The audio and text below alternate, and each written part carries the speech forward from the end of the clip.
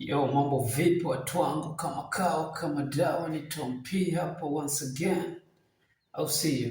Na niko ndani ya Tom P TV na ninawakilisha Yesu Kristo kama kao. Ndo nimeamka, ni asubuhi, nimemwona Mungu amenipigania usiku wote, amenifikisha asubuhi ya leo. Ninamshukuru Mungu. Sasa nimeamka, nataka nifanye shughuli zangu za siku, ndiyo maana narudisha shukurani kwa Mungu wangu ambaye amenipigania usiku wote, amenitetea na wachawi, amenitetea na wana Illuminati, amenitetea na Ibilisi mwovu shetani. Ndio maana siku ya leo namtolea shukrani zangu za dhati, na namtolea shukrani kwa sababu yeye ni mwamba, ni Ebeneza maishani mwangu. Wewe je, unamshukuru Mungu ukiwa wapi?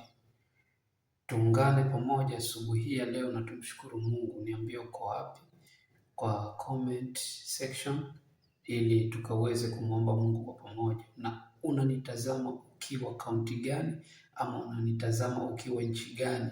Tom P hapa kama kawa manzee, na acha tu tumshukuru Mungu mahali popote tulipo, kwa sababu sio wengi wameiona asubuhi hii ya leo. Ni wengi walitamani, wengi walikuwa na mipango mizuri tena mikubwa yenye kutumia pesa, lakini Mungu hajawazawadia hiyo neema ya uzima ili wakaiona asubuhi ya leo. Lakini mimi na wewe mahali popote ulipo tumepata nguvu, tumepata neema ya kuiona siku hii ya leo. Tusichoke kumwomba huyu Mungu na tusichoke kumshukuru.